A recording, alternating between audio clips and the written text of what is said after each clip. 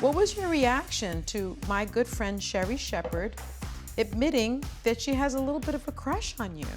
Who would you be more afraid to introduce a date to? Is there like a neither option? No. I'm not sure if people know how much you sporadically dance, like all the time. Hi, I'm Gabriel Hostin. Hi, I'm Sunny Hostin. And we are spilling the ET. I poured us some vanilla chai tea because we Lovely. both are tea drinkers. Yes. Yeah. Cheers. So, Gabriel, welcome to my world.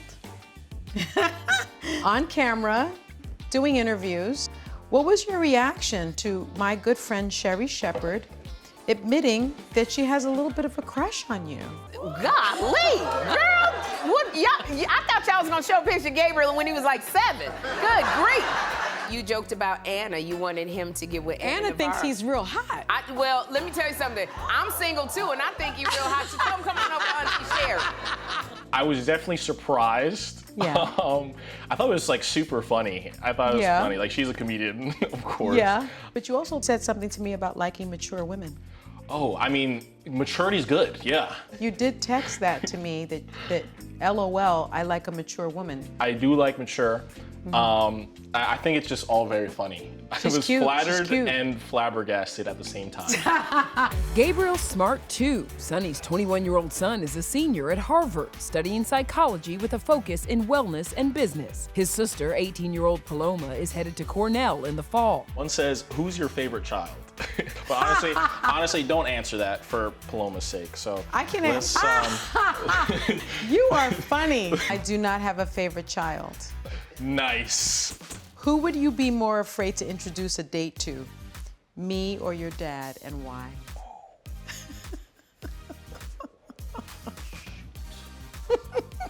Oh, man. Oh, it's taking you a while. Yeah, that's tough. Is there like a neither option? We're not the easiest. Yeah. I feel like Pop would come in and like almost break their hand with a handshake.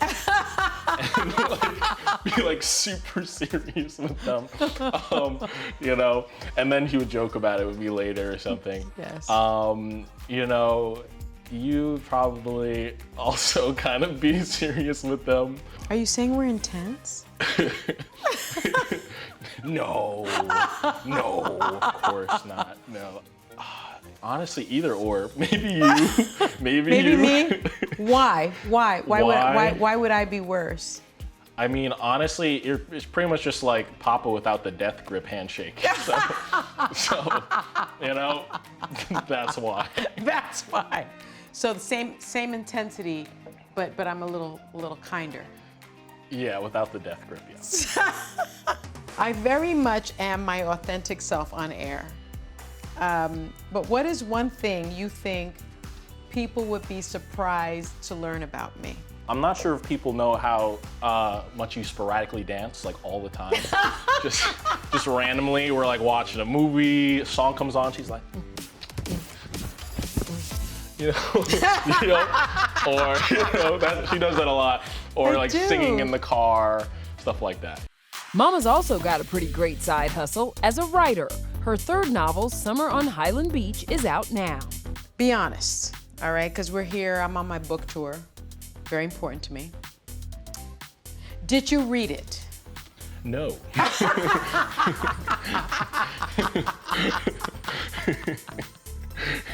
Have you read any of my books? No. Grandpa. I was going to ask you what you thought of them, but you haven't read them yet. No. You gotta love kids. Why don't you tell me about it? Little elevator pitch, tease, summary. Oh, okay. Yeah. Summer on Highland Beach, for those of you who haven't read it, is a book about an HBBC, which is a historically black beach community. Much like HBCUs, historically black colleges and universities. So this is actually the oldest historically black beach community in the country. I wanted to write these books to give history, because they're historical fiction, but give it almost as if you're feeding your child a little bit of broccoli with some olive oil, pine nuts, and maybe a little bit of honey. So you're gonna get the history, you're gonna get what's important, but you're also gonna get some fun, and you're gonna get beach, and you're gonna get surfing, and you're gonna get maybe scuba diving, and that's basically what it's about. And so this is the third book in the trilogy. So get to reading, all right? Okay. Yeah, I'm sold. How often do you watch me on The View? How often do I watch you on The View? Never. No, I'm kidding. I'm kidding.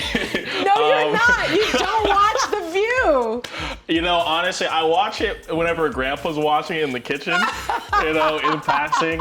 Yeah, just whenever it's on. But you don't watch it on your own. I don't seek it out necessarily. Do you watch it maybe on YouTube, maybe like a clip?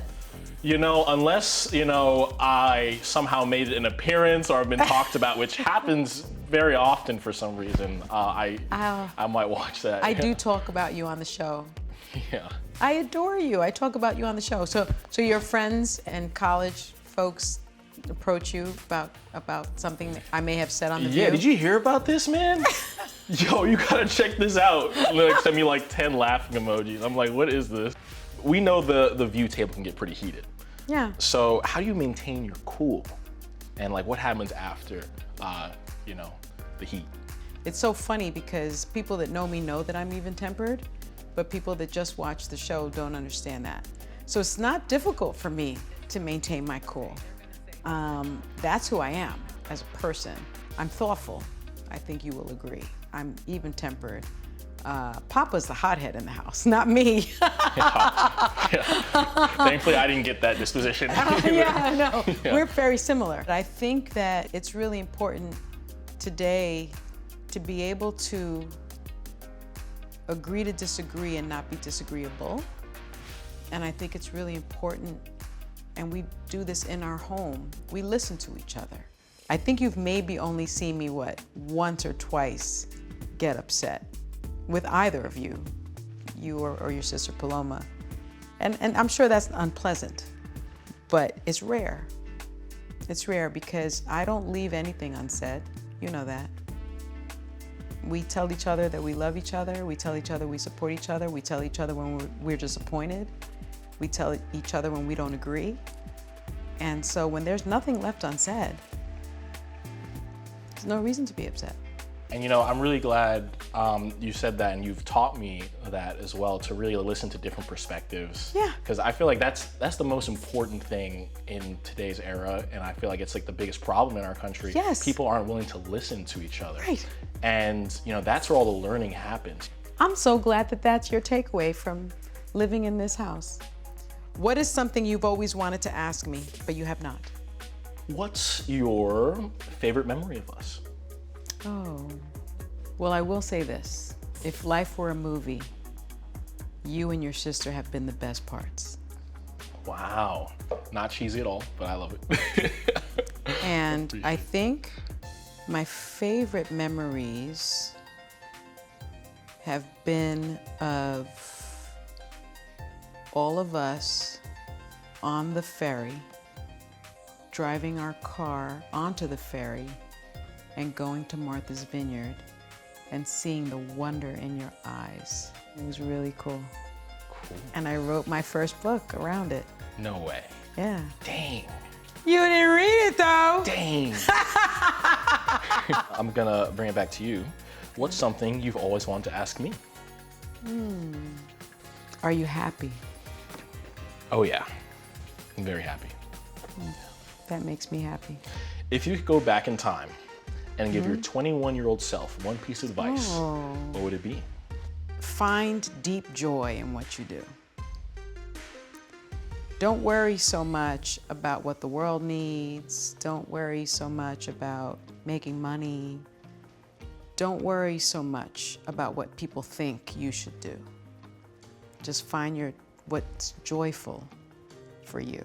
And that's the secret ingredient, right? Something that brings the 55-year-old joy? Their property in Westchester, New York, and we got a tour. This is our coop. Isn't that amazing? Gabriel, would you like to collect the eggs that you will likely eat tomorrow? Sure. Oh yeah. Yeah. See, they're very friendly. People don't understand that chickens actually are very friendly creatures. So we built our own orchard. We can go to my wine grapes first because I do like a glass of wine, and I'm gonna be making my own wine. You see that? Look at these beauties. So we have our blueberries. These are our blackberries. We have peach trees, plum trees, pear trees, apple trees. My favorite tree is my cherry tree, which is right over there. So this is our little orchard. Oh, I've got to give you guys some honey before you go.